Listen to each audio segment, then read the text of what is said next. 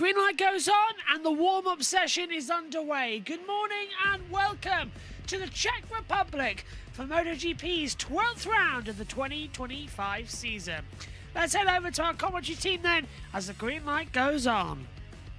With his pace, if he'd have with his pace, put. yeah, but Pedro Acosta was keeping him fairly honest, so I think he made the right choice, dropping him behind.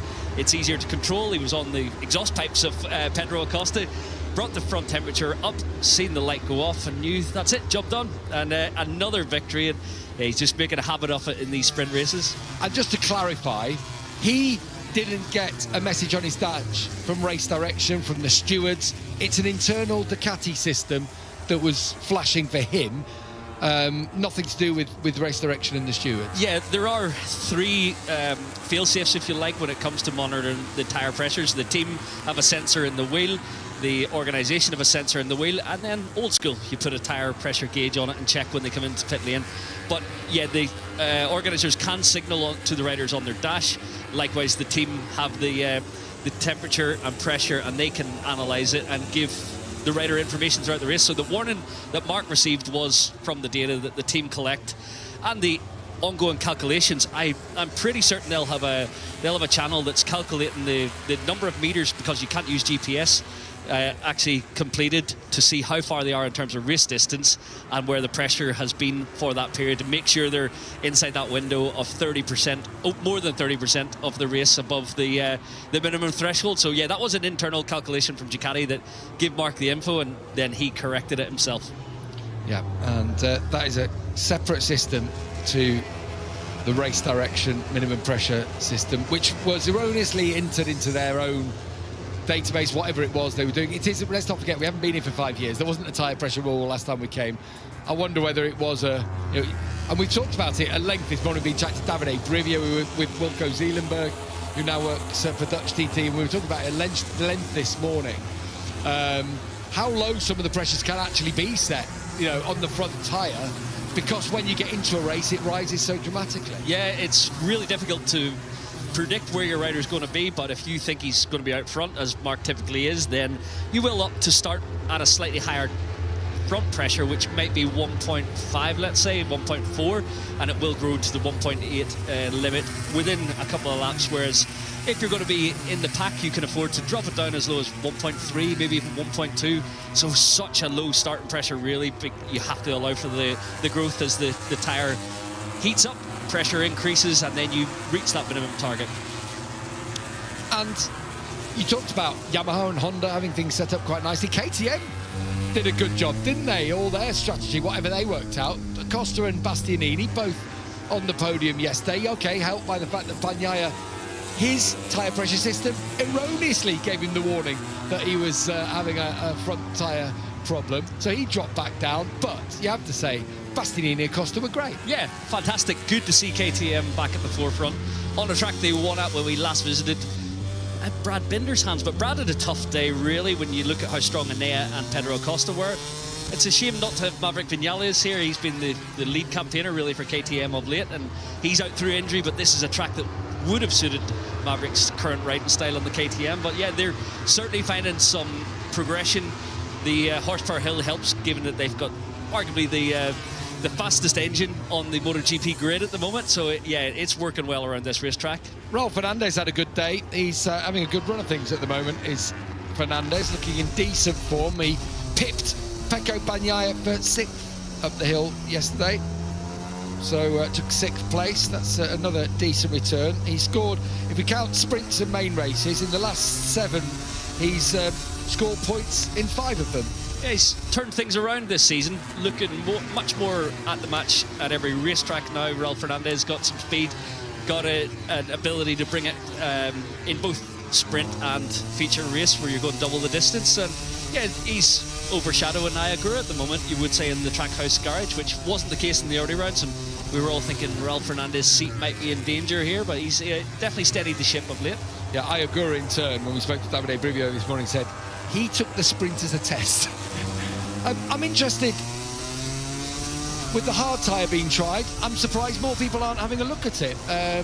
Maybe it's Mark has gone with a used medium tyre, so maybe that's his race tyre. Could it possibly be from yesterday? Yeah, very possible. Trying to put distance on. For me, Alvier's gone for new medium, but there are a couple of people, Michael. Ralph Fernandez is one, and Miguel Oliveira, who are trying. There's a third option, isn't there, on the rear here this weekend because of the new surface. The hard option, Michelin said it would be an option, but I think it'd be a risk, wouldn't it, considering that they've all tried the soft and medium, and most went with the medium yesterday. Yeah, the fact that the medium was the choice for the sprint race tends to lead the riders into thinking maybe when you're going double the distance you need to go up a compound. Ralph Fernandez, it's interesting that he has gone for it this morning. It could well be an option that you're thinking about over 21 laps. He's not too far away, 7/10 off the best lap in this session set by Bastianini. So, yeah, could that be a bit of a clever move from the Trackhouse guys to get it in the bike this morning, see how it feels? The fact they've not had the conditions to do it on Friday, and with the it's not that heavy in terms of consumption, but the high grip provides quite high wear. They're using a lot of rubber actually just turning around this racetrack. He's on a superb lap. He's on a really good lap at the moment, is Ralph Fernandez, having come through the third sector. Just keep an eye on him. Bear in mind, he's using a hard rear tyre. Everyone's staying and sticking and choosing with the medium front. I think that one's going to be decided. The question then is going to be about this rear tyre, because Johan Zarco's got the soft in. And that is also a racing option, we're told by Michelin. So it gives the riders a little bit of margin, doesn't it? Yeah, it's certainly. Ralph Fernandez jumps up to fourth with the lap time set on the hard tyre, but only 2/10 adrift, and at the third indicator he was right in touch. So it now makes the riders and engineers think, should we have tried it? Is there something to be had when it can lap as fast as it does?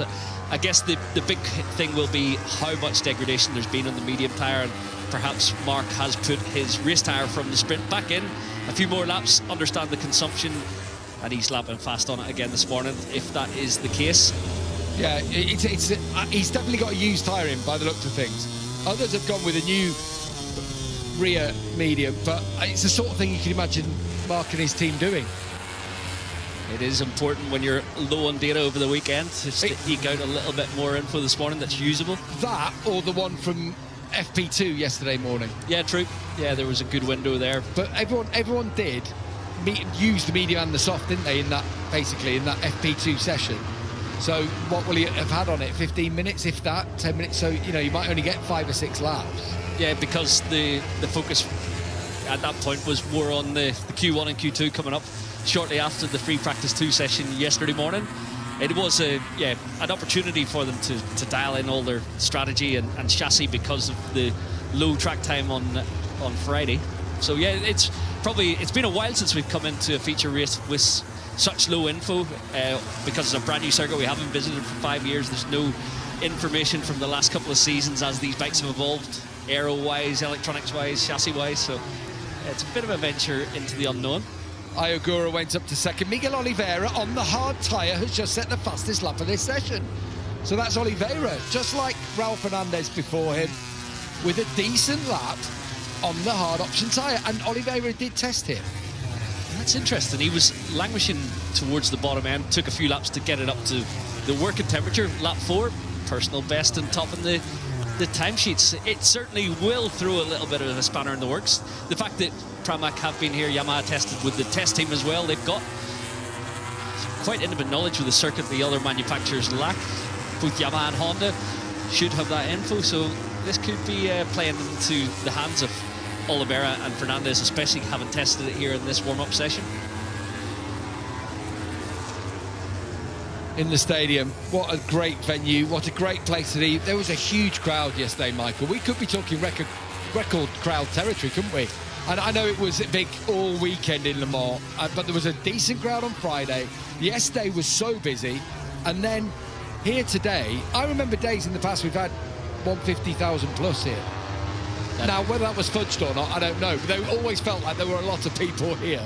But, we're talking 120,000 it was at Le Mans. We had over 100,000 in Sachsenring. But with the return of this after 5 years, I reckon we are talking record crowd territory. Yeah, I think so. Already here in the morning warm-up session, you can see there's still space on that bank at the bottom of the hill, but the infield pretty much full. There aren't many grandstand seats around here. It is pretty much lined with banking all the way around, so get your seat, and it will be a raucous crowd come MotoGP feature race this afternoon. To the line, Brad Binder having a decent morning. KTM's looking good. The Aprilia looking good with Marco Bezzecchi on top here. And Oliveira in second place. Pecco Bagnaia just pops up into 12th spot. The checker flag has gone out, so we'll all get one more lap in. Yes, it's set us up for... We are journeying into the unknown in the second half of the race today. And surprising with Aprilia's at the front with Bezzecchi, Ogura right in the mix, Satellite Yamaha in second, Binder, who struggled yesterday, he's up there, so a little bit of a topsy-turvy morning warm-up in terms of names at the top of the order. And we haven't mentioned Marc Marquez because he's down in 10th, but he's just gone 0.1 quicker in Sector 1 alone. So I wonder if this is just, if he tops this session, there's a chance he could do the full clean sweep of every single session in the racing weekend. He was fastest in both on Friday. So it could well be that he does the full sweep for the weekend. Oh, he can't. He didn't take pole. No pole. Oh, silly me. He was 2 corners away from doing that by a quarter of a second. So forget what I said. Juan Mir went up to 7th right at the end there. Some decisions to be made here, Michael. Yeah. I do think this hard tyre option could be a legitimate tyre choice this afternoon. Not for Marc Marquez, not for Alex Marquez perhaps, but if you've got nothing to lose, if you are Raul Fernandez and you're on the second row, why not? Yeah, when you see Miguel Oliveira set those lap times, if you're Fabio Quartararo, you'll be taking a little trip into the Pramac garage, having a look at Miguel's setting data and understanding if that's going to be better over 21 laps. Fabio jumping up to more or less match the time set by Oliveira, slightly better at with also, the medium rear tyre. Also a used tyre that he's got out, and Marc Marquez has gone top in the warm-up.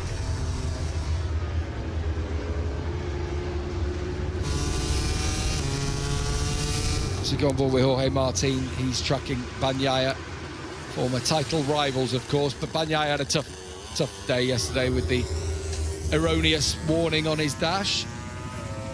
So Marc Marquez tops the timesheets. I think Marc starts as a clear favourite. It looked, he clearly did. He had 3 seconds on the field and then was able to sit behind Acosta, pass him at will, open up a gap. It would be a brave person to say that Marc isn't going to do another double here today. No, it's certainly favourite. Oh, that's a bit of a bumpy start for him there. Bit shonky, wasn't it? Yeah, not as smooth as he'd like it. He certainly starts to favourite, given the way he could control things, go to the front and just drop a second into the field in the final lap of the race. I think he's working well with this GP25 Ducati around Brno. Enjoying the increased grip from this new tarmac. How do you stop him then today? First lap's the game? Yeah, I think it's got to be beating him into turn 1, but he's done so well at recovering when people do try and ruffle him from the front at the head of the race. I think it's it could well be if tyres do drop. We've heard from the riders that the front tyre is an issue as well. This morning it was pretty much medium fronts all the way. We may see some hard fronts if the temperature increases throughout the afternoon. So there's the results then with Marc Marquez, Bezzecchi, Alex Marquez, Quartararo, Oliveira, Iagura, Binder, Enea Bastianini, Mia, Polispargo, Raul Fernandez, Zarco, Augusto Fernandez, Bagnaia, Aldeguer, Miller, Digentonio, Rins, Martin, Acosta, and then Luca Marini, the last one. No Nakagami, he's backed out. Similar injury, actually, to what we have for Songkat Chandra. We will be back in an hour's time for all of the action from the Moto3 Grand Prix here at the Czech Republic. Join us then for all the action. Bye-bye.